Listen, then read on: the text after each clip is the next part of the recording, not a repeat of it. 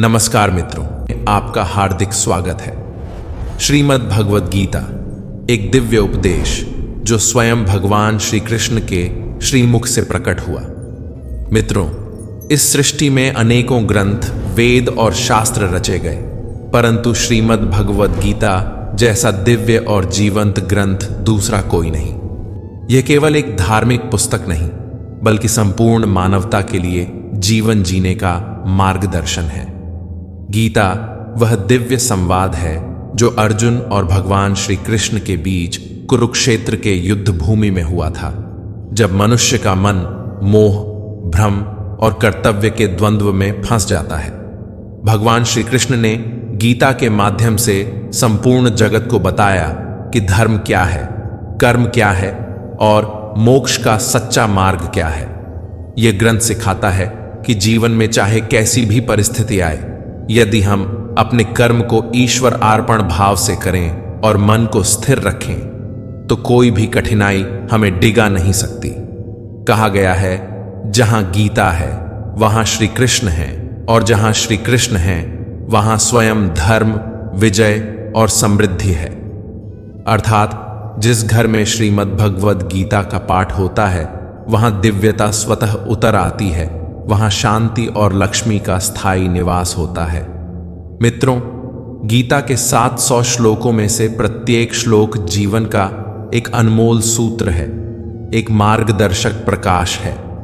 आज हम आपके लिए लाए हैं उन 700 श्लोकों का सरल और सारगर्भित अर्थ, जो आपके जीवन को नई दिशा, नई ऊर्जा और नई चेतना से भर देगा। जो भी व्यक्ति इन श्लोकों का मनन करेगा, उन्हें अपने जीवन में अपनाने का प्रयास करेगा, वह न केवल सांसारिक सुखों का अनुभव करेगा, बल्कि ईश्वर के परम पद मोक्ष की प्राप्ति भी करेगा। मित्रों, बस आपसे एक निवेदन है, इस वीडियो को अंत तक ध्यानपूर्वक सुनिए और रोजाना कुछ मिनट गीता के इन दिव्य उपदेशों को अपने जीवन का हिस्सा बनाइए। भगवान श्री कृष्ण के ये शब्द केवल सुनने के लिए नहीं, बल्कि जीने के लिए हैं। तो आइए, आत्मा को जागृत करने वाली, मोह के अंधकार को मिटाने वाली और जीवन को सार्थक बनाने वाली श्रीमद् भगवद गीता के इन पवित्र श्लोकों के साथ इस आध्यात्मिक यात्रा की शुरुआत करें। प्रेम पूर्वक बोलिए, जय श्री कृष्ण। मित्रों, अर्जुन भगवान श्री कृष्ण से विनम्रता पूर्वक कहते हैं, हे प्रभु, कभी आप मुझे संन्यास मार्ग से कर्म करने को कहते हैं और कभी निष्काम भाव से कर्म करने की शिक्षा देते हैं। इसलिए कृपा करके बताइए कि इन दोनों में से मेरे लिए कौन सा मार्ग परम कल्याणकारी है।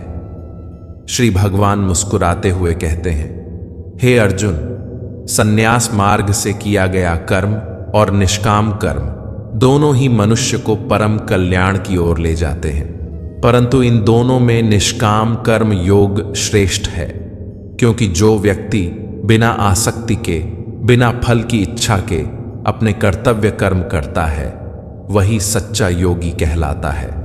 श्री कृष्ण आगे कहते हैं, हे महाबाहु, जो व्यक्ति न किसी से घृणा करता है, न किसी की इच्छा रखता है, वह सदा सर्वदा सच्चा सन्यासी कहलाता है, क्योंकि ऐसा व्यक्ति राग द्वेष जैसे द्वंद्वों को त्याग कर संसार के बंधनों से मुक्त हो जाता है। केवल अल्पज्ञानी ही संन्यास योग और निष्काम कर्म योग को भिन्न मानते हैं, लेकिन ज्ञानी पुरुष जानते हैं कि दोनों का लक्ष्य एक ही है, परम सिद्ध परमात्मा की प्राप्ति। जो मनुष्य संन्यास योग और निष्काम कर्म योग दोनों को फल की दृष्टि से समान समझता है, वही सच्चे अर्थों में ज्ञानवान है, क्योंकि जो फल ज्ञान योगी को प्राप्त होता है, वही निष्काम कर्म योगी को भी प्राप्त होता है। अतः हे अर्जुन, तू निष्काम कर्म योग का आचरण कर, यही सर्वोत्तम मार्ग है। श्री कृष्ण अर्जुन को कर्म योग की महिमा बताते हुए कहते हैं, हे अर्जुन, बिना निष्काम भाव के संन्यास केवल दुख का कारण बनता है, परंतु जो व्यक्ति अपने मन में ईश्वर के किसी स्वरूप को धारण करके निष्काम भाव से कर्म करता है, वह शीघ्र ही परमात्मा को प्राप्त कर लेता है। वही सच्चा कर्मयोगी होता है जिसने अपनी इंद्रियों पर विजय पा ली है। वह परमात्मा में मन को स्थिर रखकर कर्म करता है, परंतु कर्म में लिप्त नहीं होता। कर्मयोगी जब देखता है, सुनता है, स्पर्श करता है, सूंघता है, चलता है, सोता है, सांस लेता है या भोजन करता है, तब भी वह यह सोचता है कि मैं कुछ नहीं कर रहा हूं, सब कुछ परमात्मा ही करा रहे हैं। वह सभी कर्मों का कारण केवल ईश्वर को मानता है। वह बोलते हुए, त्यागते हुए, ग्रहण करते हुए, आंखें खोलते बंद करते हुए भी यही भाव रखता है कि उसकी इंद्रियां अपने अपने विषयों में स्वाभाविक रूप से प्रवृत्त हो रही हैं। ऐसा व्यक्ति अपने सभी कर्मों को शास्त्र सम्मत और लोकहित में ही करता है। वह अपने प्रत्येक कर्म के फल को परमात्मा को समर्पित कर देता है, इसलिए उसके ऊपर पाप कर्मों का कोई प्रभाव नहीं पड़ता। ठीक उसी प्रकार जैसे कमल का पत्ता जल में रहकर भी जल से अछूता रहता है। श्री कृष्ण आगे कहते हैं, हे अर्जुन, सच्चा कर्म योगी शरीर, मन, बुद्धि और इंद्रियों से केवल आत्मा की शुद्धि के लिए कर्म करता है। वह हर कार्य परमात्मा को समर्पित करता है, इसलिए उसे अंततः परम शांति प्राप्त होती है। जो व्यक्ति कर्म के फलों की इच्छा रखकर ही कर्म करता है, वह तो बार बार जन्म मरण के चक्र में बंधा रहता है और 84 लाख योनियों में भटकता रहता है। लेकिन जो निष्काम भाव से कर्म करता है, वही परमात्मा को प्राप्त करता है। हे अर्जुन, यह जो जीवात्मा शरीर में स्थित है, वह अपने मन के माध्यम से समस्त कर्मों का त्याग कर देता है। तब वह न तो कुछ करता है और न ही किसी से कुछ करवाता है। यह आत्मा 9 द्वारों वाले इस शरीर रूपी नगर में निवास करते हुए आनंद पूर्वक अपने आत्म स्वरूप में स्थित रहती है।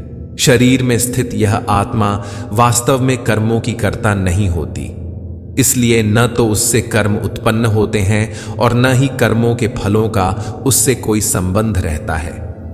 ये सब कार्य तो केवल प्रकृति के 3 गुण सत्व, रज और तम के प्रभाव से ही संपन्न होते हैं। सर्वव्यापी परमेश्वर भी किसी के पाप या पुण्य कर्मों को ग्रहण नहीं करते। लेकिन जब मनुष्य मोह और अज्ञान से आच्छादित हो जाता है, तब उसका ज्ञान ढक जाता है, और जब वही अज्ञान तत्व ज्ञान के प्रकाश से नष्ट हो जाता है, तब मनुष्य के अंतःकरण में परमात्मा का साक्षात्कार उसी प्रकार प्रकट होता है जैसे सूर्य के प्रकाश से समस्त जगत उज्ज्वल हो उठता है। जब मनुष्य अपनी बुद्धि और मन को परमात्मा की शरण में स्थिर कर लेता है और पूर्ण श्रद्धा भाव से परम तत्व में स्थित हो जाता है, तब वह तत्व ज्ञान के द्वारा अपने समस्त पापों से शुद्ध होकर पुनः जन्म नहीं लेता, बल्कि मुक्ति को प्राप्त कर लेता है। तत्वज्ञानी मनुष्य संसार में सभी प्राणियों को समान दृष्टि से देखता है, चाहे वह विद्वान ब्राह्मण हो, विनम्र साधु हो, गाय हो, हाथी हो, कुत्ता हो या फिर कोई अपवित्र नरभक्षी ही क्यों न हो। ऐसा ज्ञानी व्यक्ति संभाव में स्थित रहता है और जन्म मरण के बंधन को पार कर चुका होता है, क्योंकि वह ब्रह्म स्वरूप, निर्दोष और सदा परमात्मा में स्थित रहता है। ऐसा तत्वज्ञानी न तो प्रिय वस्तु प्राप्त होने पर प्रसन्न होता है और न ही अप्रिय मिलने पर दुखी होता है। वह स्थिर बुद्धि, मोह रहित और ब्रह्म को जानने वाला होता है। उसका सुख बाहरी इंद्रिय विषयों में नहीं, बल्कि अपनी आत्मा में होता है। वह अपनी आत्मा में ही रमण करता है और वहीं से असीम आनंद प्राप्त करता है, क्योंकि वह सदा परब्रह्म में स्थित रहता है। हे कुंती पुत्र अर्जुन, इंद्रियों और उनके विषयों के संयोग से उत्पन्न सुख प्रारंभ में तो आनंददायक प्रतीत होते हैं, किंतु अंततः यही सुख दुख का कारण बन जाते हैं। इसलिए सच्चा तत्वज्ञानी इन इंद्रिय सुखों का भोग नहीं करता। जो मनुष्य शरीर रहते हुए भी काम और क्रोध से उत्पन्न वेगों को सहन कर लेता है, वही सच्चा योगी है, और वही इस संसार में वास्तविक रूप से सुखी रह सकता है। जो व्यक्ति अपनी आत्मा में ही सुख खोजता है, अपने मन को आत्मा में स्थिर करता है और आत्मा में ही ज्ञान प्राप्त करता है, वही योगी कहलाता है। वही ब्रह्म के साथ एक होकर परमात्मा को प्राप्त करता है। जिनके पाप और सभी दुविधाएं ब्रह्म के स्पर्श से मिट गई हैं, जो निरंतर समस्त प्राणियों के कल्याण में लगे रहते हैं, वही ब्रह्मज्ञानी व्यक्ति मन को आत्मा में स्थिर करके परम शांति स्वरूप परमात्मा को प्राप्त करता है और मुक्त हो जाता है। जो मनुष्य समस्त सांसारिक इच्छाओं को त्याग चुका है, जिसके लिए हर कार्य हर वस्तु में केवल परमात्मा का ही स्वरूप दृष्टिगोचर होता है, वही पुरुष वास्तव में परमात्मा को प्राप्त करता है। जो व्यक्ति अपनी इंद्रियों के विषयों से विरक्त होकर दृष्टि को दोनों भौहों के मध्य केंद्रित करता है, प्राण और अपान वायु की गति को संतुलित करता है और मन, इंद्रियों व बुद्धि को पूर्णतः वश में रखकर परमात्मा का ध्यान करता है, वही सच्चा योगी अंततः मोक्ष को प्राप्त करता है। हे अर्जुन, मेरा सच्चा भक्त मुझे सभी यज्ञों और तपस्याओं का भोग करने वाला मानता है। वह मुझे संपूर्ण लोकों और देवताओं का परमेश्वर समझता है। वह मुझे सभी जीवों पर उपकार करने वाला परम दयालु और हितैषी मानता है। इसलिए हे अर्जुन, तू भी मेरा भक्त बन और ऐसा भक्त बनकर तू निश्चय ही परम शांति को प्राप्त करेगा। श्री भगवान ने कहा, जो मनुष्य बिना किसी फल की इच्छा के केवल अपने कर्तव्य को समझकर कर्म करता है, वही वास्तव में सच्चा सन्यासी और सच्चा योगी है। असली सन्यासी वह नहीं होता जो संसार का त्याग कर देता है और कहता है कि उसे इस दुनिया के कार्यों से कोई लेना देना नहीं। असली योगी तो वह है जो संसार में रहते हुए अपने सभी कर्तव्यों का पालन करता है, लेकिन हर कार्य निष्काम भाव से करता है, बिना किसी फल की कामना के। हे पांडुपुत्र, जिसे लोग सन्यास कहते हैं, वही योग है, क्योंकि जब तक मनुष्य इंद्रिय सुखों की इच्छा का त्याग नहीं करता, तब तक वह सच्चा योगी नहीं बन सकता और न ही परमात्मा को प्राप्त कर सकता है। योगी वह होता है जो अपने मन को पूरी तरह वश में रखता है और निष्काम भाव से कर्म करते हुए सभी सांसारिक इच्छाओं का त्याग कर देता है। जब मनुष्य अपने भीतर की सभी इच्छाओं को त्याग देता है, न वह शरीर के सुख के लिए कार्य करता है और न ही कर्मों के फल की अपेक्षा रखता है, तब वही मनुष्य वास्तव में योग में स्थित कहलाता है। प्रत्येक व्यक्ति को चाहिए कि वह अपने मन के द्वारा स्वयं को इस जन्म मृत्यु के बंधन से मुक्त करने का प्रयत्न करे, क्योंकि यही मन मनुष्य का सबसे बड़ा मित्र है और यही उसका सबसे बड़ा शत्रु भी। जिसने मन को वश में कर लिया है, उसका मन उसका परम मित्र बन जाता है, परंतु जो अपने मन पर नियंत्रण नहीं कर पाता, उसके लिए वही मन परम शत्रु के समान हो जाता है। जिसने मन को वश में कर लिया है, वह परम शांति को प्राप्त करता है। ऐसे योगी के लिए सर्दी गर्मी, सुख दुख, मान अपमान सभी समान होते हैं। वह स्थिर चित्त, संयमी और आत्मसंतुष्ट होता है। ऐसे योगी के लिए मिट्टी, पत्थर और सोना सब एक समान है। वह स्वभाव से सबका हित चाहने वाला होता है और मित्र, शत्रु, शुभचिंतक, ईर्ष्यालु, पुण्यात्मा या पापी सभी के प्रति समान दृष्टि रखता है। ऐसा योगी निरंतर अपने मन और शरीर को किसी वस्तु के प्रति आसक्त किए बिना तथा किसी भौतिक वस्तु का संग्रह किए बिना परमात्मा के ध्यान में स्थित रहता है। योग के अभ्यास के लिए मनुष्य को एकांत स्थान में जाना चाहिए, जहां भूमि पवित्र हो, न बहुत ऊंची और न बहुत नीची। वहां कुशा बिछाकर उस पर मृगछाला या मुलायम वस्त्र रखकर स्थिरता से बैठना चाहिए। मनुष्य को अपने मन को एक बिंदु पर स्थिर करके चित्त और इंद्रियों को वश में रखते हुए अंतःकरण की शुद्धि के लिए योग का अभ्यास करना चाहिए। अभ्यास करते समय शरीर, गर्दन और सिर को सीधा और स्थिर रखना चाहिए। दृष्टि को नासिका के अग्रभाग पर टिकाकर चारों दिशाओं में इधर उधर नहीं देखना चाहिए। सभी भय और इंद्रिय विषयों से मुक्त होकर मन को शांत करना चाहिए और मुझे ही अपना परम लक्ष्य बनाकर मेरे ही आश्रय में रहना चाहिए। जब मनुष्य निरंतर अभ्यास के द्वारा अपने मन को परमात्मा स्वरूप में स्थिर कर लेता है, तब वह परम शांति को प्राप्त करता है। ऐसा योगी जो पूर्ण एकाग्रता से मेरे ध्यान में स्थित रहता है, वही सभी सांसारिक बंधनों से मुक्त होकर अंततः मेरे परम धाम को प्राप्त करता है। हे अर्जुन, जो मनुष्य योग में स्थित होता है, उसे न तो अधिक भोजन करना चाहिए और न ही अत्यधिक उपवास करना चाहिए, न ही उसे अत्यधिक सोना चाहिए और न ही सदा जागते रहना चाहिए। जो मनुष्य संयमित आहार लेता है, संयमित रूप से चलता है, जीवन निर्वाह के लिए संयम पूर्वक कार्य करता है और नियमित रूप से विश्राम करता है, वही योग में स्थित होकर सभी प्रकार के सांसारिक दुखों और कष्टों से मुक्त हो जाता है। जब योगाभ्यास के द्वारा मनुष्य का मन आत्मा में स्थित परमात्मा में विलीन हो जाता है, तब वह समस्त सांसारिक इच्छाओं से मुक्त होकर योग में पूर्ण रूप से स्थिर हो जाता है। ठीक उसी प्रकार जैसे बिना हवा वाले स्थान में दीपक की लौ बिना डगमगाए स्थिर रहती है, उसी प्रकार योग में स्थित मनुष्य का मन भी परमात्मा में ही स्थिर रहता है। योग के अभ्यास से जब मनुष्य की सभी मानसिक वृत्तियां पूर्ण रूप से शांत हो जाती हैं, तब वह समाधि की अवस्था को प्राप्त करता है। उस अवस्था में मनुष्य अपनी आत्मा में ही परमात्मा का साक्षात्कार करता है और उसी आत्मा में पूर्ण संतुष्टि का अनुभव करता है। उस समय वह अपने शुद्ध चेतन स्वरूप से उस परम आनंद को अनुभव करता है जो भौतिक शरीर से परे है।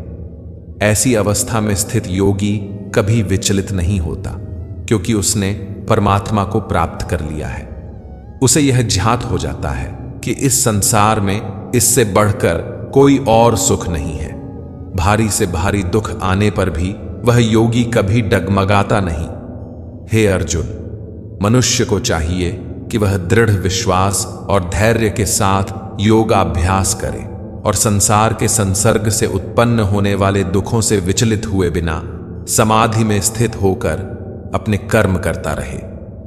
मनुष्य को अपने मन में उठने वाली सभी सांसारिक इच्छाओं को त्याग देना चाहिए और इंद्रियों को मन के नियंत्रण में रखकर केवल परमात्मा के ध्यान में एकाग्र रहना चाहिए।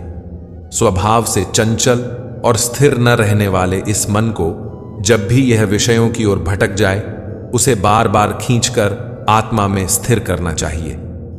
जब योग में स्थित मनुष्य का मन परमात्मा में एक भाव से स्थिर हो जाता है और रजोगुण से उत्पन्न सभी कामनाएं शांत हो जाती है, तब वह योगी सभी पापों से मुक्त होकर परम आनंद को प्राप्त करता है। इस प्रकार योग में स्थित मनुष्य निरंतर अभ्यास द्वारा समस्त पापों से मुक्त होकर सुख पूर्वक परब्रह्म में एकत्व प्राप्त कर लेता है और दिव्य प्रेम स्वरूप परम आनंद का अनुभव करता है। ऐसा योगी सभी प्राणियों में एक ही आत्मा का विस्तार देखता है और यह जानता है कि समस्त प्राणी उसी एक परमात्मा में स्थित हैं।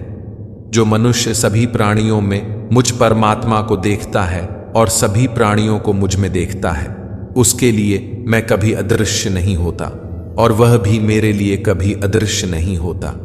ऐसा योगी जो भक्ति भाव से प्रत्येक हृदय में मुझ परमात्मा की उपस्थिति को देखता है और मेरा निरंतर स्मरण करता है, वह सदैव मुझ में स्थित रहता है और मैं उसमें स्थित रहता हूं। हे अर्जुन, जो योगी सभी प्राणियों को अपने समान समझता है, जो दूसरों के सुख और दुख को अपने समान अनुभव करता है, वही सच्चा परम पूर्ण योगी है।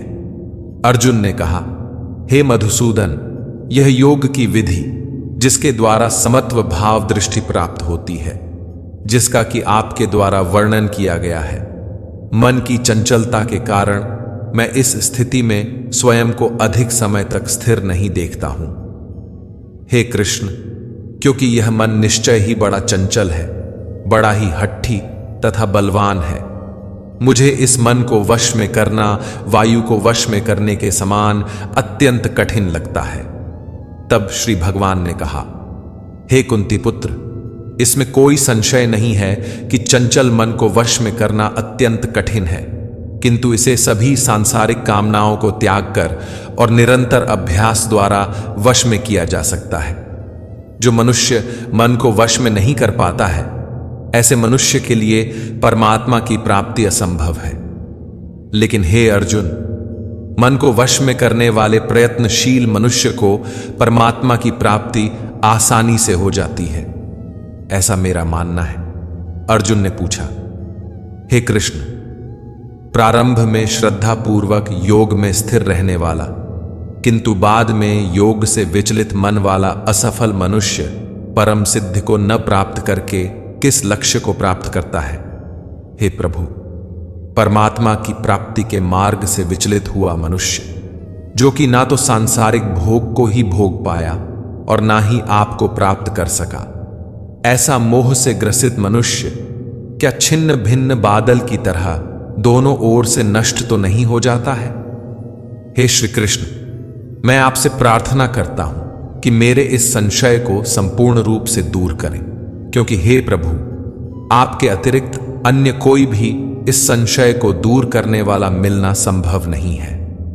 तब श्री भगवान ने कहा, हे पृथा पुत्र, उस असफल योगी का ना तो इस जन्म में और ना अगले जन्म में ही विनाश होता है, क्योंकि हे प्रिय मित्र, परम कल्याणकारी नियत कर्म करने वाला कभी भी दुर्गति को प्राप्त नहीं होता है। योग में असफल हुआ मनुष्य स्वर्ग आदि उत्तम लोकों को प्राप्त होकर उनमें अनेकों वर्षों तक जिन इच्छाओं के कारण योग भ्रष्ट हुआ था, उन इच्छाओं को भोग करके फिर संपन्न सदाचारी मनुष्यों के परिवार में जन्म लेता है, अथवा उत्तम लोकों में न जाकर स्थिर बुद्धि वाले विद्वान योगियों के परिवार में जन्म लेता है। किंतु इस संसार में इस प्रकार का जन्म निसंदेह अत्यंत दुर्लभ है। हे अर्जुन, ऐसा जन्म प्राप्त करके वहां उसे पूर्व जन्म के योग संस्कार पुण्य प्राप्त हो जाते हैं और उन संस्कारों के प्रभाव से वह परमात्मा प्राप्ति रूपी परम सिद्धि की प्राप्ति का फिर से प्रयत्न करता है। पूर्व जन्म के अभ्यास के कारण वह निश्चित रूप से परमात्मा प्राप्ति की ओर स्वतः ही आकर्षित हो जाता है। ऐसा जिज्ञासु योगी शास्त्रों के अनुष्ठानों का उल्लंघन करके योग में स्थित हो जाता है। ऐसा योगी समस्त पाप कर्मों से शुद्ध होकर अनेक जन्मों के कठिन अभ्यास से इस जन्म में प्रयत्न करते हुए परम सिद्धि को प्राप्त करने के पश्चात परम गति को प्राप्त करता है। हे अर्जुन, तपस्वियों से योगी श्रेष्ठ है, शास्त्र ज्ञानियों से भी योगी श्रेष्ठ माना जाता है और काम कर्म करने वालों की अपेक्षा भी योगी श्रेष्ठ है। इसलिए हे अर्जुन, तू योगी बन। सभी प्रकार के योगियों में से जो पूर्ण श्रद्धा सहित संपूर्ण रूप से मेरे आश्रित हुए, अपने अंतःकरण से मुझको निरंतर स्मरण करता है, ऐसा योगी मेरे द्वारा परम योगी माना जाता है। श्री भगवान कहते हैं, हे पार्थ, अनंत प्रेम दिखाते हुए तू मुझको अपने मन में रख। सच्चा भाव रखते हुए तू योग में लगा रह। अब मैं तुझे विभूति, बल, ऐश्वर्य आदि गुणों से युक्त अपने ही आत्म रूप के बारे में बताऊंगा, ताकि तू मेरे बारे में कोई संशय ना रखे। मित्रों, श्री कृष्ण अर्जुन को वह सब कुछ बताना चाहते हैं जिससे अर्जुन कृष्ण पर कभी संशय ना करे। आप सोचेंगे कि भगवान अपने भक्त को अपनी ही महिमा के बारे में क्यों बताना चाहते हैं? क्योंकि भगवान अपने भक्त का भला चाहते हैं। वे उसे वह हर बात बताना चाहते हैं जिससे उनका भक्त अपने जीवन में सफलता, स्थिरता और मोक्ष प्राप्त कर सके। मित्रों, भगवान श्री कृष्ण अर्जुन को तत्व ज्ञान देंगे। इस तत्व ज्ञान में जो भी विज्ञान है उसे भी श्री कृष्ण अर्जुन को बताएंगे। मित्रों, यह तत्व ज्ञान आखिर है क्या? यह वह ज्ञान है जिसको जानने के बाद संसार में फिर और भी कुछ जानने योग्य शेष नहीं रह जाता। परम तत्व परमात्मा की जानकारी को ही ज्ञान कहते हैं। यही सबसे बड़ा ज्ञान होता है। इसीलिए श्री कृष्ण अर्जुन को अपने बारे में बताएंगे और इसीलिए यह जानने के बाद अर्जुन के मन में किसी भी तरह की शंका नहीं रह जाएगी। एकदम सही बात है मित्रों। भगवान के बारे में जानने के बाद और कुछ जानने को बचता ही कहां है। हे अर्जुन, कितने ही लोग दुनिया में पूजा पाठ करते हैं, परंतु हजारों मनुष्यों में कोई विरला ही होता है जो मुझे प्राप्त करने का प्रयत्न करता है, और उन प्रयत्न करने वाले योगियों में कोई एक ही होता है जो मुझे यथार्थ रूप से जान पाता है। हजारों में कोई एक मुझे पाने की कोशिश करता है और उन सब में से कोई एक ही मुझे असली रूप से जान पाता है। मित्रों, श्री कृष्ण को आप केवल देवकी पुत्र, वंशी बजैया, कंस संहारक या सारथी के रूप में ही ना देखें। असल में श्री कृष्ण क्या हैं, यही वह अर्जुन को बता रहे हैं। पृथ्वी, जल, अग्नि, वायु, आकाश, मन, बुद्धि और अहंकार, यह 8 प्रकार से विभाजित मेरी ही जड़ स्वरूप अपरा प्रकृति है। मित्रों, 5 तत्व पृथ्वी, जल, अग्नि, वायु और आकाश और उनके साथ मन, बुद्धि और अहंकार, जिससे यह सारी दुनिया और हम बने हैं, यह स्वयं श्री कृष्ण है। श्री कृष्ण आगे कहते हैं, हे अर्जुन, इस जड़ स्वरूप अपरा प्रकृति के अतिरिक्त अन्य चेतन दिव्य स्वरूप परा प्रकृति को जानने का प्रयत्न कर, जिसके द्वारा जीव रूप से संसार का भोग किया जाता है। यहां अपरा प्रकृति का अर्थ माया है। यह पृथ्वी, जल, अग्नि, वायु, आकाश, मन, बुद्धि और अहंकार, यह सब माया ही तो है, और परा प्रकृति का अर्थ यहां आत्मा से है। हे अर्जुन, तू मेरी इन जड़ तथा चेतन प्रकृतियों को ही सभी प्राणियों के जन्म का कारण समझ। हे अर्जुन, मैं ही इस संपूर्ण जगत की उत्पत्ति तथा प्रलय का मूल कारण हूं। हे धनंजय, मेरे अतिरिक्त अन्य कुछ भी नहीं है। जिस प्रकार माला में मोती धागे में गूंथे रहते हैं, उसी प्रकार यह संपूर्ण जगत मणियों के समान मुझ में ही गूंथा हुआ है। मित्रों, श्री कृष्ण के अलावा दूसरा कुछ भी नहीं है। जो कुछ भी है वह श्री कृष्ण ही है। मित्रों, यह बात सुनकर शायद आसानी से समझ में न आए, लेकिन थोड़ी सी भी कोशिश करेंगे तो समझ जाएंगे। इस दुनिया में आपको जो भी दिखता है और जो नहीं भी दिखता, वह श्री कृष्ण ही है।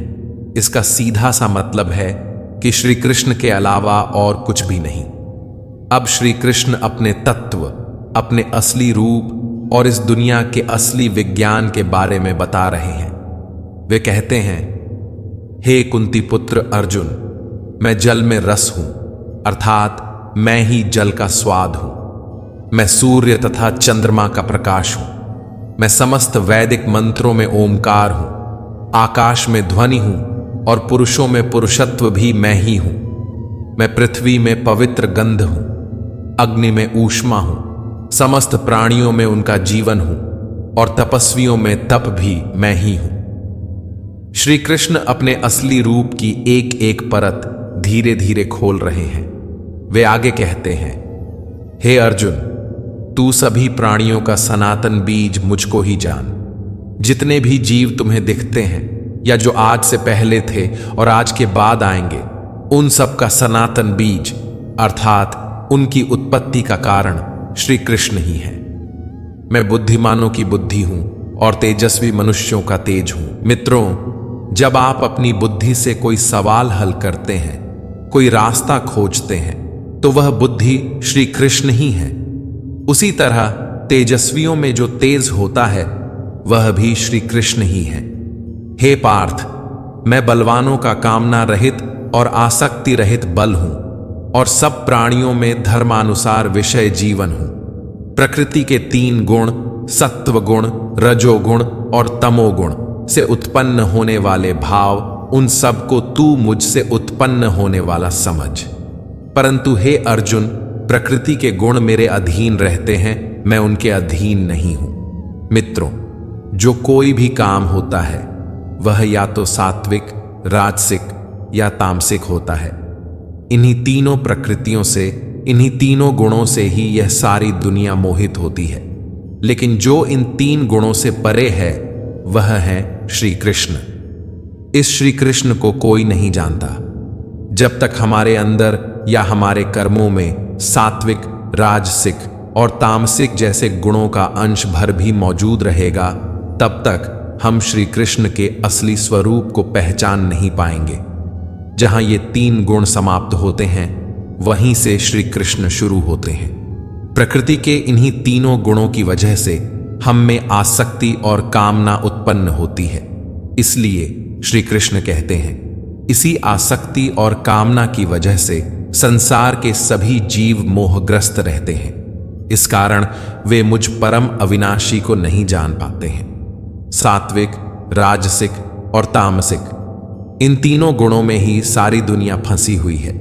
लोग श्री कृष्ण के असली स्वरूप को कभी पहचान नहीं पाते। और क्यों?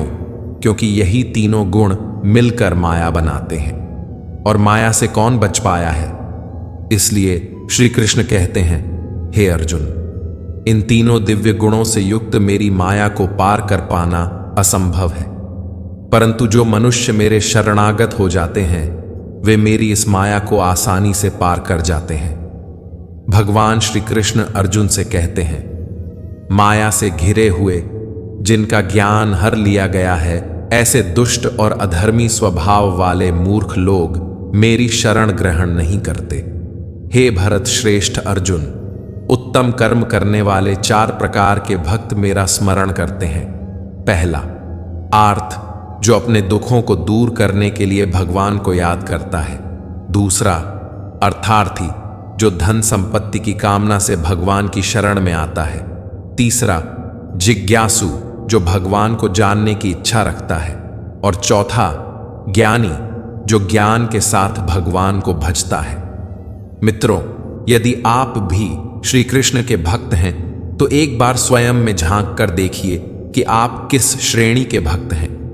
श्री कृष्ण कहते हैं, हे अर्जुन, मुझ में एक ही भाव से स्थित अनन्य प्रेम भक्ति वाला ज्ञानी भक्त अति उत्तम है, क्योंकि जो मुझे तत्व रूप से जानने की कोशिश करता है, वह मुझे अत्यंत प्रिय होता है, और मैं भी उसे अत्यंत प्रिय मानता हूं। इसका कारण भी स्पष्ट है। ज्ञानी भगवान को उनके सच्चे स्वरूप में समझने का प्रयास करता है, न कि केवल स्वार्थ या दुख दूर करने के लिए उनकी भक्ति करता है।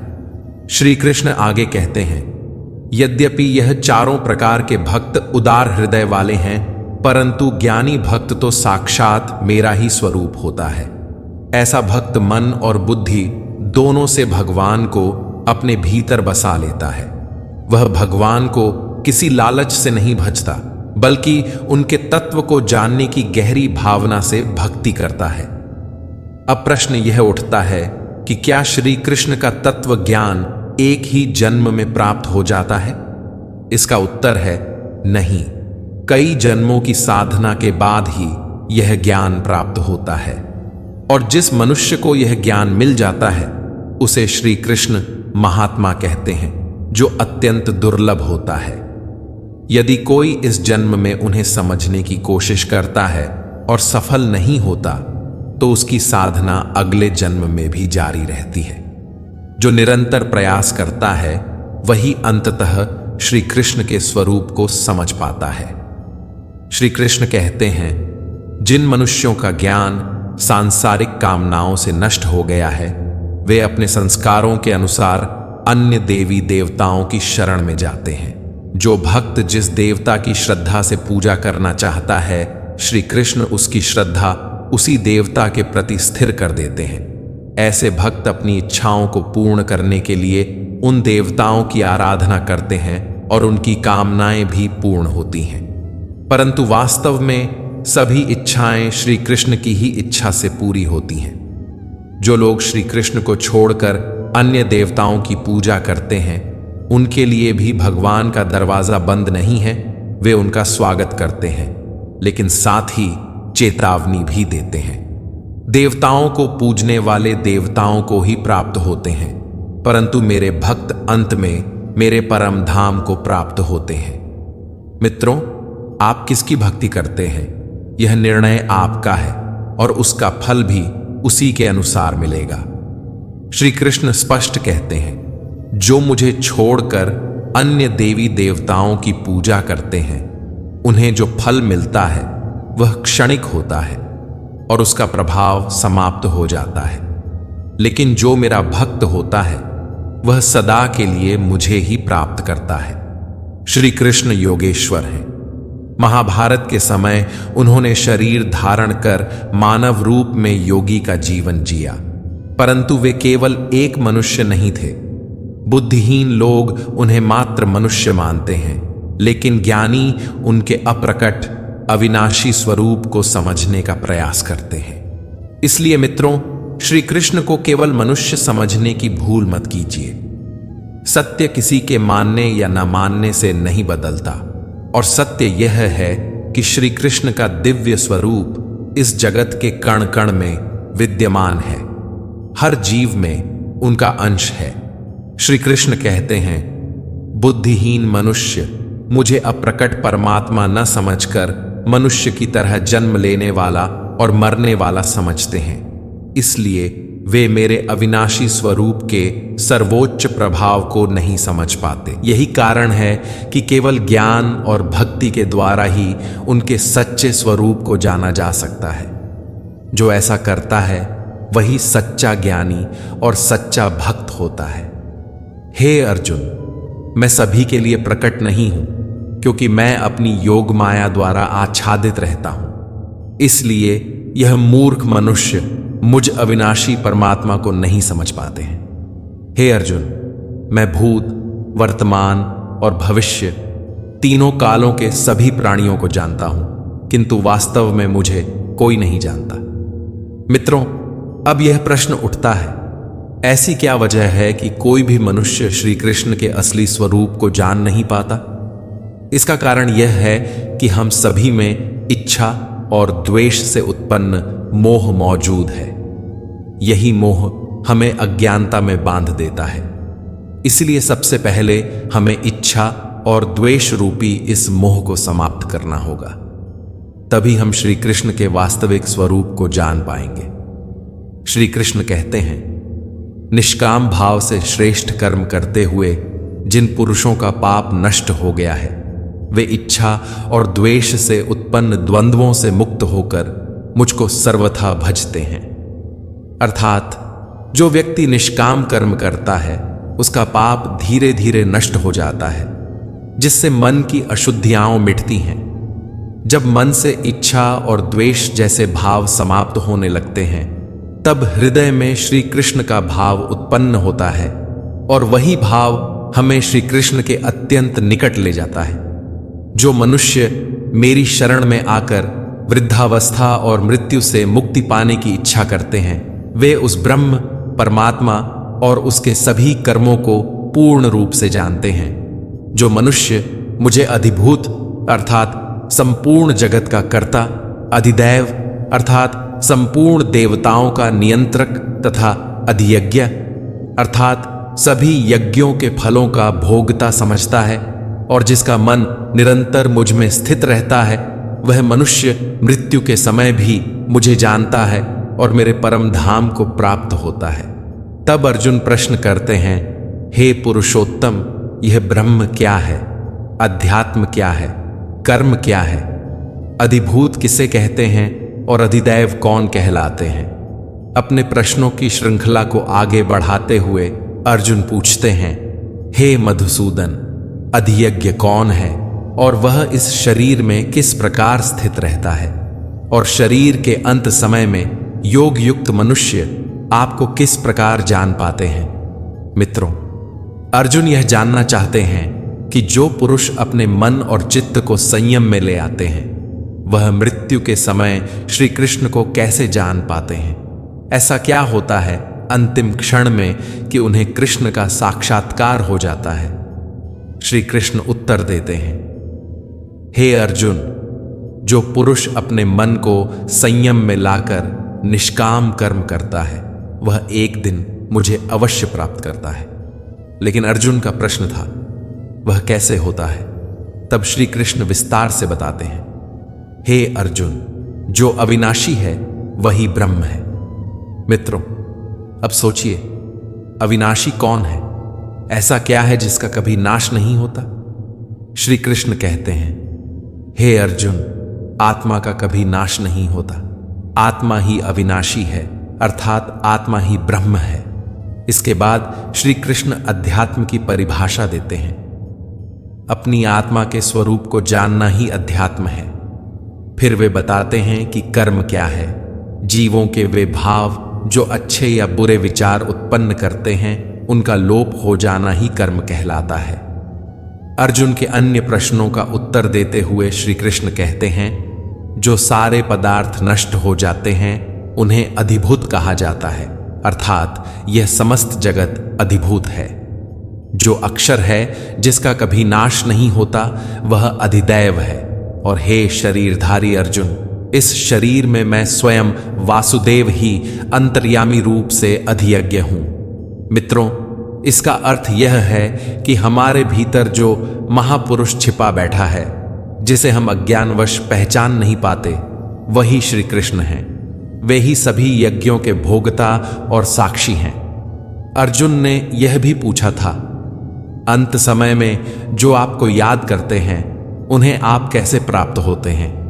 इसका उत्तर देते हुए श्री कृष्ण कहते हैं, जो मनुष्य जीवन के अंतिम क्षण में मेरा ही स्मरण करता हुआ शरीर का त्याग करता है, वह मेरे ही भाव को प्राप्त होता है।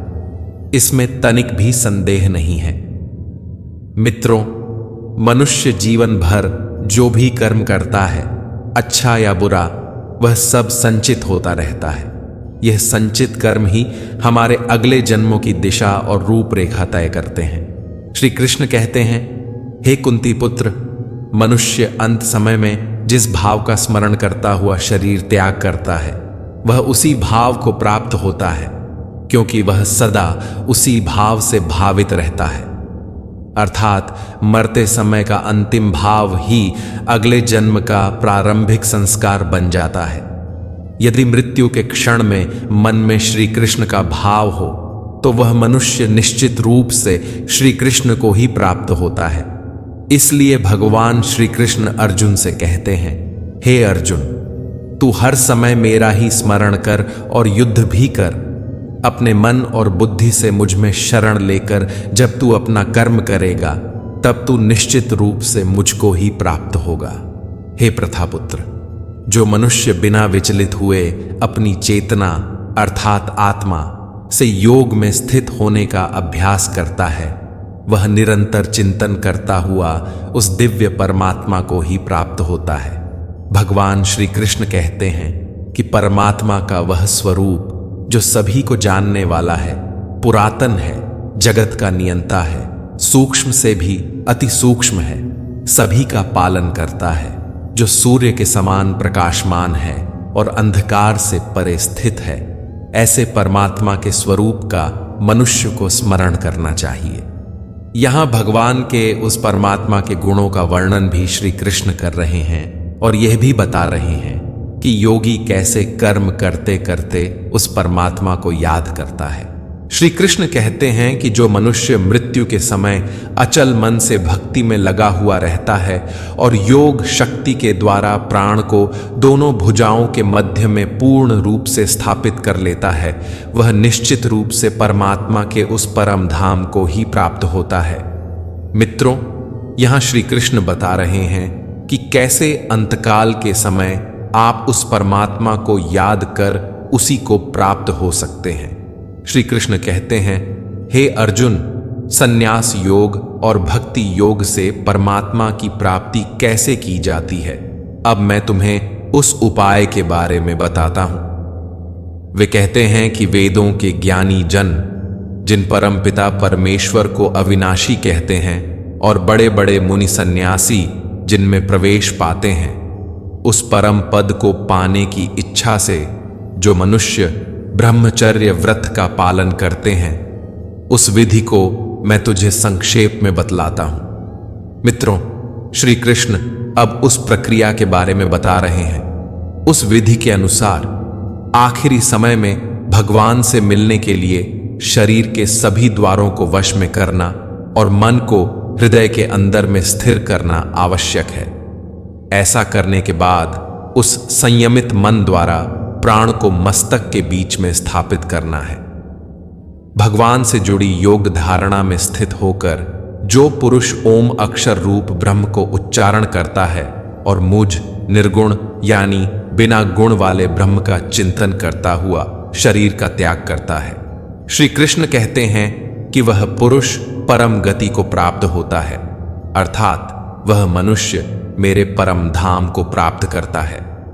भगवान श्री कृष्ण कहते हैं, हे पृथा पुत्र अर्जुन, जो मनुष्य मेरे अतिरिक्त अन्य किसी का स्मरण नहीं करता और सदैव नियमित रूप से मेरा ही स्मरण करता है, उस नियमित रूप से मेरी भक्ति में स्थित भक्त के लिए मैं सरलता से प्राप्त हो जाता हूं। मुझे प्राप्त करके उस मनुष्य का इस दुख रूपी क्षण भंगुर संसार में पुनर्जन्म कभी नहीं होता, बल्कि वह महात्मा परम सिद्धि को प्राप्त करके मेरे परम धाम को प्राप्त होता है। हे अर्जुन, इस ब्रह्मांड में निम्न लोक से ब्रह्मलोक तक के सभी जीव जन्म और मृत्यु को प्राप्त होते रहते हैं, किंतु मुझे प्राप्त करके मनुष्य का पुनर्जन्म कभी नहीं होता। मित्रों, जो श्री कृष्ण को प्राप्त हो जाता है वह दोबारा जन्म नहीं लेता और जन्म मृत्यु के इस कुचक्र से छुटकारा पा लेता है। मित्रों, दिन बदलते हैं, मौसम बदलते हैं और इसी तरह काल बदलते रहते हैं। काल आते हैं, जाते हैं और यह सिलसिला चलता रहता है। हमेशा का यह चक्कर जिसमें हम सब फंसे हुए हैं वह झूठ है। जो ज्ञान हमें हासिल करना है वही तो सत्य है। श्री कृष्ण कहते हैं कि ब्रह्म का जो एक दिन है उसको 1000 चतुर्युगों तक की अवधि वाला जानो और रात को भी 1000 चतुर्युगों तक की अवधि वाला समझो। मित्रों, हमारी और ब्रह्मा की दुनिया में समय का बहुत बड़ा फेर है और इसी को काल कहते हैं। जो पुरुष इस बात को तत्व से जानता है वह योगी जन काल को समझते हैं। ब्रह्मा के एक दिन का मतलब होता है 1000 युग। मित्रों, श्री कृष्ण कहते हैं ब्रह्मा के दिन की शुरुआत में सभी जीव उस अव्यक्त से प्रकट होते हैं और रात्रि की शुरुआत में फिर से अव्यक्त में ही विलीन हो जाते हैं। उस अव्यक्त को ही ब्रह्म के नाम से जाना जाता है, अर्थात सभी जीव ब्रह्म से ही निकलकर प्रकट होते हैं और वापस फिर से उसी ब्रह्म में विलीन हो जाते हैं। इसीलिए श्री कृष्ण कहते हैं, हे पृथापुत्र, वही यह समस्त जीवों का समूह बार बार उत्पन्न और विलीन होता रहता है। ब्रह्मा की रात्रि के आने पर विलीन हो जाता है और दिन के आने पर अपने आप प्रकट हो जाता है। लेकिन हे अर्जुन, उस अव्यक्त ब्रह्म के अतिरिक्त एक शाश्वत परम अव्यक्त पर ब्रह्म है जो सभी जीवों के नाश होने पर भी कभी नष्ट नहीं होता। जब हम जन्म लेते हैं तो हमारे भीतर एक सनातन अव्यक्त भाव होता है। इसी बात को श्री कृष्ण समझाते हुए कहते हैं, यह जो अव्यक्त है इसे ही अक्षर नाम से पुकारा गया है। इसी अक्षर नामक अव्यक्त भाव को परम गति कहा गया है। हे अर्जुन, इसी सनातन अव्यक्त भाव को प्राप्त होकर मनुष्य वापस नहीं आते, वही मेरा परम धाम है। मित्रों, अपने भीतर इसी छुपी हुई भावना को पहचानना ही जीवन का सच्चा उद्देश्य है। जब हम योग का अभ्यास करते हैं, ध्यान लगाते हैं, अपने कर्मों को निष्काम भाव से करते हैं, तो वह सब इसी भाव की पहचान के लिए होता है। यदि इसे सरल शब्दों में कहें तो अर्थ यह है कि अपने भीतर छिपे हुए श्री कृष्ण को पहचानिए। यह जो पूरी दुनिया है, सारे भूत प्रेत, जीव जंतु, पेड़ पौधे, सब उसी परमात्मा के अंश हैं। जो कुछ भी हमें दिखाई देता है वह सब उसी परमात्मा का प्रतिबिंब है। और यदि ऐसे परमात्मा को पाना है तो वह केवल अनन्य भक्ति से ही संभव है। अनन्य भक्ति यानी ऐसी भक्ति जिसमें आपके आराध्य के सिवा आपके मन, आपके चित्त और आपके हृदय में कोई और न हो। श्री कृष्ण कहते हैं, आपकी भक्ति लगातार और सच्ची होनी चाहिए। जो लोग इस जन्म में ज्ञान प्राप्त कर लेते हैं और अपने भीतर के परमात्मा को पहचान जाते हैं, उनका पुनर्जन्म नहीं होता। लेकिन जो ऐसा नहीं कर पाते उनका बार बार जन्म होता रहता है। श्री कृष्ण आगे कहते हैं कि हम किस समय अपनी देह का त्याग कर रहे होते हैं उसका भी अत्यंत महत्व है। आपको याद होगा कि कैसे भीष्म पितामह बाणों की शैया पर लेटे रहे और उचित समय आने पर ही उन्होंने शरीर त्याग किया था। श्री कृष्ण कहते हैं, हे भरत श्रेष्ठ, जिस समय में शरीर त्याग करने वाले योगियों का पुनर्जन्म नहीं होता और जिस समय त्याग करने पर पुनर्जन्म होता है, अब मैं तुम्हें उस समय के विषय में बताता हूं। जिस समय सूर्य चमक रहा हो, ज्योतिर्मय अग्नि जल रही हो, शुक्ल पक्ष का चंद्रमा बढ़ रहा हो और सूर्य उत्तर दिशा में रहता हो, उन 6 महीनों के दौरान शरीर का त्याग करने वाले ब्रह्मज्ञानी मनुष्य ब्रह्म को प्राप्त होते, अर्थात उनका पुनर्जन्म नहीं होता। और जिस समय अग्नि से धुआं फैल रहा हो, रात्रि का अंधकार हो, कृष्ण पक्ष का चंद्रमा घट रहा हो तथा सूर्य दक्षिण दिशा में रहता हो, उन 6 महीनों में शरीर त्यागने वाला मनुष्य स्वर्गलोक को प्राप्त होकर अपने शुभ कर्मों का फल भोगने के पश्चात पुनर्जन्म को प्राप्त होता है। हे अर्जुन, वेदों के अनुसार इस मृत्यु लोक से जाने के 2 ही शाश्वत मार्ग हैं, प्रकाश का मार्ग और अंधकार का मार्ग। जो मनुष्य प्रकाश मार्ग से जाता है वह वापस नहीं आता और जो अंधकार मार्ग से जाता है वह पुनः लौट आता है। हे प्रथापुत्र, भक्ति में स्थित मेरा कोई भी भक्त इन सभी मार्गों को जानते हुए भी कभी मोहग्रस्त नहीं होता। इसलिए हे अर्जुन, तू हर समय मेरी भक्ति में स्थिर रह। योग में स्थित मनुष्य वेदों के अध्ययन, यज्ञ, तप और दान से प्राप्त सभी पुण्य फलों को भोगता हुआ अंत में तत्व ज्ञान प्राप्त करके मेरे परम धाम को प्राप्त करता है, जो मेरा मूल निवास स्थान है। श्री भगवान अर्जुन से कहते हैं, हे अर्जुन, अब मैं तुझे वह परम गोपनीय ज्ञान और विज्ञान सहित ज्ञान बताने जा रहा हूं, जिसे जानकर तू इस दुख रूपी संसार से सदा के लिए मुक्त हो जाएगा। हे पार्थ, तू वह दोष रहित है, तेरे भीतर ईर्ष्या नहीं है, इसलिए यह ज्ञान तुझे ही दिया जा रहा है। यह वह ज्ञान है जो सभी विद्याओं का राजा है, इससे बड़ी कोई विद्या नहीं है। यह विद्या परम पवित्र, परम श्रेष्ठ और अविनाशी परमात्मा का प्रत्यक्ष अनुभव कराने वाली है। मित्रों, जो कर्म मनुष्य को मुक्ति की ओर ले जाए वही उत्तम कर्म है, और जो कर्म मनुष्य को दुनियादारी की उलझनों में और फंसाए वह उत्तम नहीं। यह बात दुखद है पर सत्य है। हमारे अधिकांश कर्म हमें संसार की जटिलताओं में और उलझा देते हैं। इसलिए भगवान अब वह ज्ञान देने वाले हैं जिसे जानकर हम इस दुख रूपी संसार से मुक्त हो सकते हैं। श्री कृष्ण अर्जुन को जो ज्ञान देने जा रहे हैं वह विज्ञान सहित ज्ञान है, अर्थात ऐसा ज्ञान जो केवल सिद्धांत नहीं बल्कि अनुभूति और साक्षात्कार का भी माध्यम है। श्री भगवान कहते हैं, हे अर्जुन, जिन मनुष्यों में धर्म और श्रद्धा का अभाव होता है वे मुझे कभी प्राप्त नहीं कर पाते। ऐसे मनुष्य जन्म और मृत्यु के मार्ग में बार बार इस संसार में आते जाते रहते हैं। मित्रों, जिनके भीतर धर्म के प्रति आस्था नहीं है, कर्म के प्रति श्रद्धा नहीं है, वे कृष्ण को कभी प्राप्त नहीं कर सकते। वे बस इस जन्म मृत्यु के चक्र में बार बार घूमते रहते हैं। श्री कृष्ण आगे कहते हैं, हे पार्थ, मेरे कारण ही यह समस्त संसार दिखाई देता है। मैं ही इस संपूर्ण जगत में अदृश्य शक्ति रूप में स्थित हूं। सभी प्राणी मुझ में ही स्थित हैं, परंतु मैं उनमें स्थित नहीं हूं। मित्रों, यहां श्री कृष्ण यह समझाना चाहते हैं कि उनका अव्यक्त स्वरूप संपूर्ण जगत में व्याप्त है, पर वे स्वयं उसमें लीन नहीं हैं। उदाहरण के रूप में जैसे बर्फ जल से बनती है, बर्फ में जल तो है पर जल में बर्फ नहीं होती, उसी प्रकार यह सारा जगत कृष्ण में व्याप्त है, लेकिन कृष्ण इस जगत में नहीं है। हे अर्जुन, यह मेरी ऐश्वर्यपूर्ण योग शक्ति को देख। यह समस्त सृष्टि मुझ में स्थित होकर भी वास्तव में मुझ में नहीं रहती।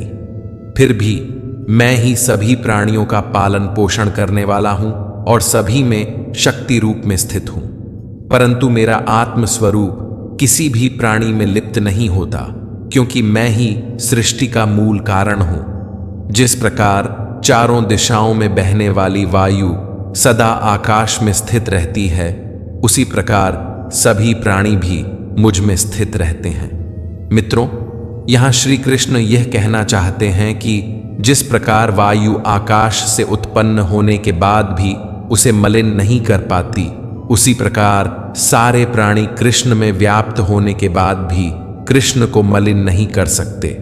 हम सब श्री कृष्ण से उत्पन्न हुए हैं, लेकिन श्री कृष्ण हमसे नहीं उत्पन्न हुए।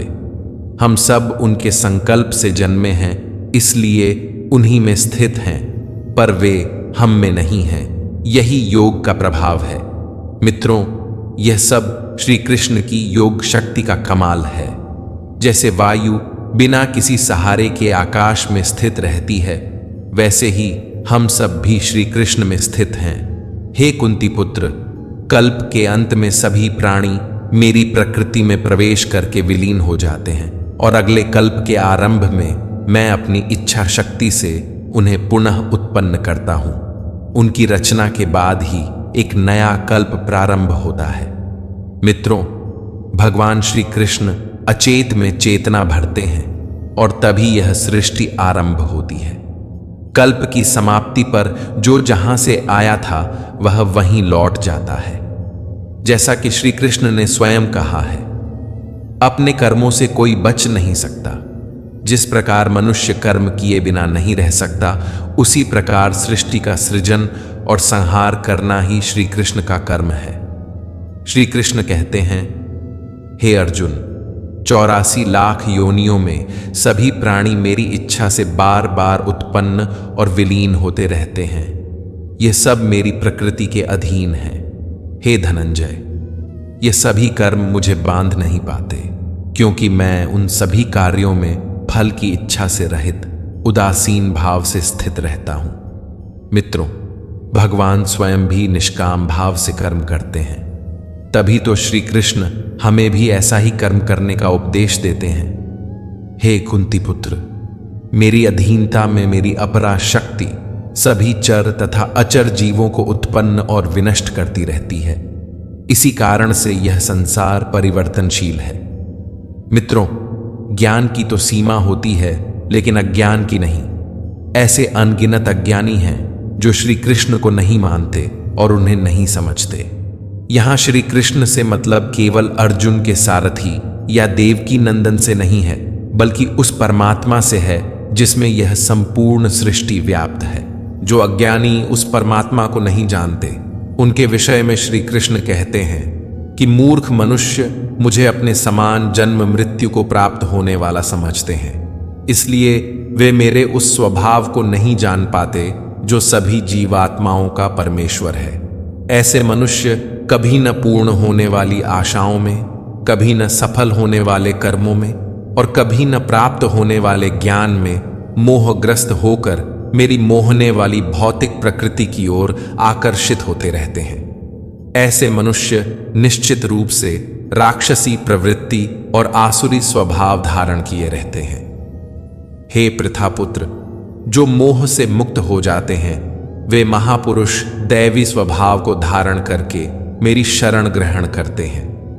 वे मुझको सभी जीवात्माओं का उद्गम जानकर अनन्य भाव से उस अविनाशी परमात्मा का स्मरण करते हैं। जो दैवी प्रकृति के लोग होते हैं, उनके बारे में श्री कृष्ण कहते हैं कि ऐसे महापुरुष दृढ़ निश्चयी होते हैं। वे निरंतर मेरे नाम और महिमा का गुणगान करते हैं, सदैव मेरी भक्ति में स्थिर रहते हैं, मुझे बार बार प्रणाम करते हुए मेरी पूजा करते हैं। कुछ मनुष्य ज्ञान के अनुशीलन द्वारा यज्ञ करते हैं, कुछ मनुष्य मुझे एक तत्व जानकर और कुछ अनेक विधियों से मुझे विश्व स्वरूप में पूजते हैं। मित्रों, परमात्मा की प्राप्ति का तरीका सबका अलग अलग हो सकता है, परंतु लक्ष्य सबका एक ही है, श्री कृष्ण।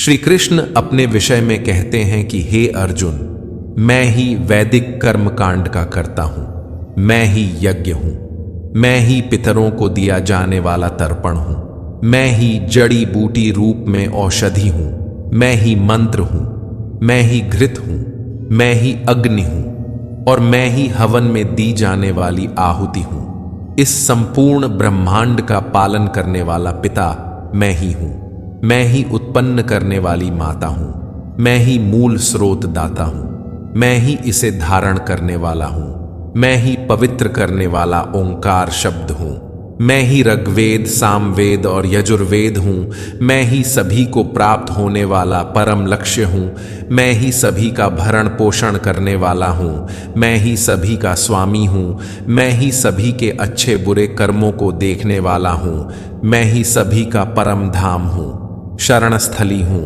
मैं ही सभी से प्रेम करने वाला घनिष्ठ मित्र हूं, मैं ही सृष्टि को उत्पन्न करने वाला हूं, मैं ही सृष्टि का संहार करने वाला हूं, मैं ही सभी का स्थिर आधार हूं, मैं ही सभी को आश्रय देने वाला हूं और मैं ही सभी का अविनाशी कारण हूं। हे अर्जुन, मैं ही सूर्य रूप में तप कर, जल को भाप रूप में रोक कर वर्षा रूप में उत्पन्न होता हूं, मैं ही अमर तत्व हूं, मैं ही मृत तत्व हूं, मैं ही सत्य रूप में तत्व हूं और मैं ही असत्य रूप में पदार्थ हूं। मित्रों, आदि अंत, यह संपूर्ण अनंत जगत, हर क्रिया का मूल कारण श्री कृष्ण ही हैं, जो मनुष्य तीनों वेदों के अनुसार यज्ञों के द्वारा मेरी पूजा करके सभी पापों से पवित्र होकर स्वर्गलोक की प्राप्ति के लिए प्रार्थना करते हैं, वे अपने पुण्य फल के प्रभाव से स्वर्गलोक को प्राप्त होते हैं और वहां दैवी सुखों का भोग करते हैं। परंतु जब उनके पुण्य फल समाप्त हो जाते हैं, तब वे पुनः इस मृत्यु लोक में जन्म लेते हैं। इस प्रकार तीनों वेदों के सिद्धांतों का पालन करके सांसारिक सुख की कामना करने वाले मनुष्य बार बार जन्म और मृत्यु को प्राप्त होते रहते हैं। परंतु जो मनुष्य एकमात्र मुझे लक्ष्य मानकर अनन्य भाव से मेरा स्मरण करते हैं और कर्तव्य कर्म के द्वारा मेरी पूजा करते हैं, जो सदैव निरंतर मेरी भक्ति में लीन रहते हैं, उन मनुष्यों की सभी आवश्यकताओं और उनकी सुरक्षा की जिम्मेदारी मैं स्वयं निभाता हूं। हे कुंती पुत्र, जो भी मनुष्य श्रद्धा और भक्ति भाव से अन्य देवी देवताओं की पूजा करता है, वह वास्तव में मेरी ही पूजा करता है, किंतु उनका यह पूजा करना अज्ञानतापूर्ण और त्रुटिपूर्ण होता है। अज्ञानता के कारण वे मुझे उस प्रकार से नहीं भज पाते जिससे कि मैं उन्हें प्राप्त हो सकूं। जो लोग दूसरे देवी देवताओं की भक्ति करते हैं, असल में वह भी श्री कृष्ण को ही भज रहे हैं, क्योंकि संपूर्ण यज्ञों के भोक्ता और स्वामी मैं ही हूं। फिर भी उनकी विधि पूर्ण नहीं होती, क्योंकि वे मेरे परमेश्वर तत्व को नहीं जानते। इस कारण से ऐसे लोग पुनर्जन्म को प्राप्त होते हैं। जो मनुष्य देवताओं की पूजा करता है, वह देवताओं को प्राप्त होता है।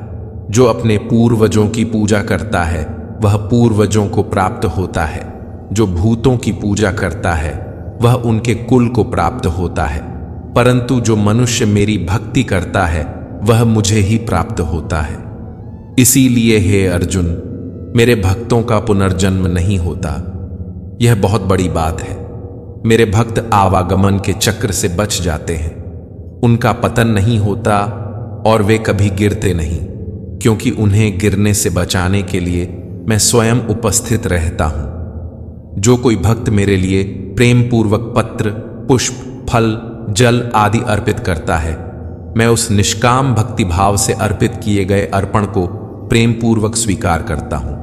इसलिए हे कुंती पुत्र, तू जो भी कर्म करता है, जो कुछ खाता है, जो हवन करता है, जो दान देता है या जो तपस्या करता है, उसे मुझको अर्पित कर। इस प्रकार कर्म करते हुए तू समस्त अच्छे और बुरे कर्मों के बंधन से मुक्त हो जाएगा।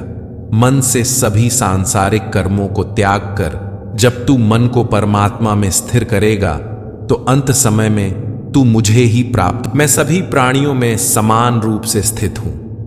सृष्टि में मैं किसी से द्वेष नहीं रखता और न ही किसी को विशेष रूप से प्रिय हूं, परंतु जो मनुष्य शुद्ध भक्ति भाव से मेरा स्मरण करता है वह मुझ में स्थित रहता है और मैं भी निश्चित रूप से उसमें स्थित रहता हूं। यदि कोई अत्यंत दुराचारी मनुष्य भी अनन्य भाव से मेरा निरंतर स्मरण करता है तो वह निश्चित रूप से साधु ही माना जाता है, क्योंकि उसने स्पष्ट निश्चय कर लिया है कि परमेश्वर की भक्ति के समान कुछ भी महत्वपूर्ण नहीं है। ऐसा मनुष्य संपूर्ण रूप से मेरी भक्ति में स्थित रहता है, शीघ्र ही मन से शुद्ध होकर धर्म का आचरण करता है और चिरस्थायी परम शांति को प्राप्त होता है। हे अर्जुन, तू निश्चिंत होकर कह दे कि मेरा भक्त कभी नष्ट नहीं होता। स्त्री, वैश्य, शूद्र, भूत, पिशाच कोई भी मेरी शरण ग्रहण करके मेरे परम धाम को प्राप्त हो सकता है। जो श्री कृष्ण की शरण में आता है उसकी पूरी जिम्मेदारी मैं स्वयं लेता हूं। चाहे वह व्यक्ति कोई भी हो, इंसान हो या देवता, पुण्यात्मा, ब्राह्मण, भक्त या राज्य शासक, मेरी शरण लेने वाला निश्चित रूप से मुझे ही प्राप्त होता है। इसलिए हे अर्जुन, इस क्षण भंगुर और दुख से भरे जीवन में तू मेरा ही स्मरण कर, मन को मुझ में स्थिर कर, मेरा ही भक्त बन, मेरी ही पूजा कर और मुझे ही प्रणाम कर। इस प्रकार अपने मन को पूर्ण रूप से मुझ परमात्मा में स्थिर करके मेरी शरण में आकर तू निश्चित रूप से मुझे ही प्राप्त होगा। दोस्तों, अगर यह ज्ञान आपके हृदय को छू गया है तो इसे लाइक करें और अपने परिवार और मित्रों के साथ शेयर करें, ताकि और लोग भी श्री कृष्ण के प्रेम और भक्ति मार्ग से जुड़ सकें। नीचे कमेंट बॉक्स में लिखें जय श्री राधे कृष्ण और अपने दिल की भावना हमारे साथ साझा करें। याद रखिए, जीवन के हर क्षण में श्री कृष्ण को याद करना, हर कर्म उन्हें अर्पित करना और मन को उनके चरणों में स्थिर करना ही सच्ची शांति और आनंद का मार्ग है। आइए हम सब मिलकर इस भक्ति मार्ग पर चलें और उनके अनंत प्रेम में लीन हों। जय श्री राधे कृष्ण।